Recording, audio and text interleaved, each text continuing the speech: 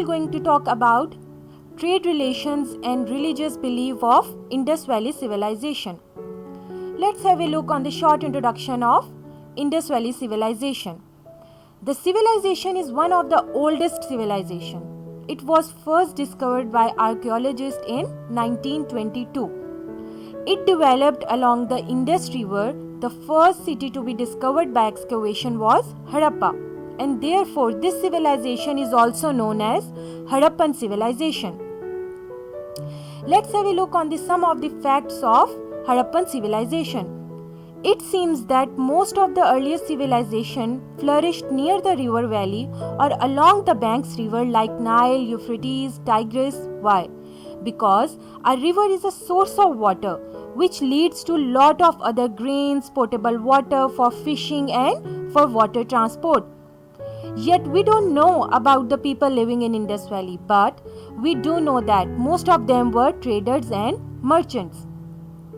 So here are the Asia's most oldest civilization: Egypt, Mesopotamia, China and Indus Valley civilization. So let's have a look on the relations with the other contemporary civilization. What does contemporary means? Contemporary means living or something happening or occurring at the same time. So the Indus Valley civilization had a trade relation with Iran, Iraq, Egypt, Persian Gulf, Indus Valley, Dajla, Farat, Nile Valley. So students, this relationship with other contemporary civilization is also called cradle of civilization. What does cradle of civilization means?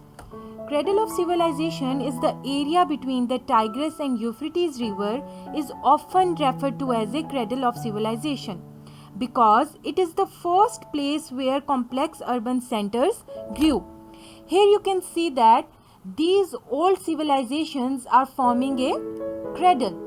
That's why we call them as a cradle civilization. So students, let's talk about the trade of Indus Valley people in detail. The Indus people were greatly reliant on trade.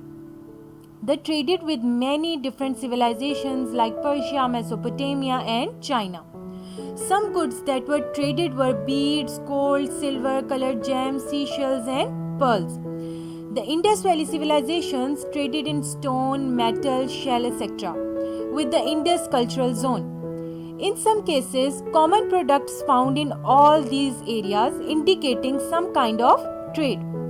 However, instead of metal money, the Harappans or Indus Valley civilizations preferred to exchange through the barter system.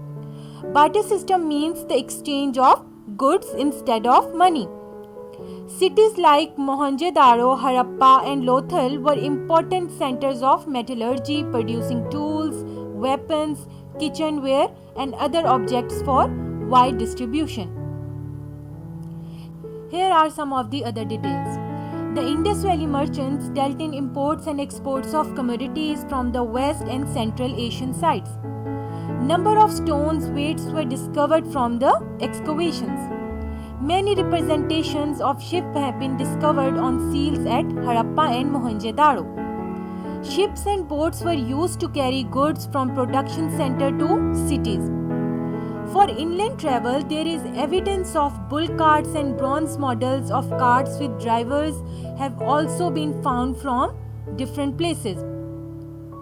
So students, in addition, I want to tell you that the government monitored the trade transactions and official stamps had been used for this purpose. There is also a system of taxes. So students, here are some of the pictures which was found at the time of excavation of Harappan civilization. So students, let's talk about the religious beliefs of Indus Valley civilization.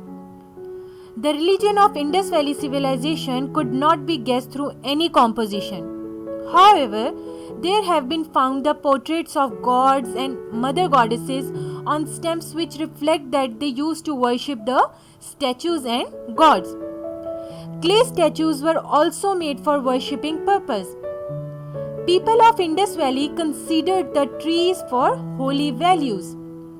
Interestingly, no temple has been found in any of the Indus Valley cities. The Indus Valley people buried their bodies as well as they burned them.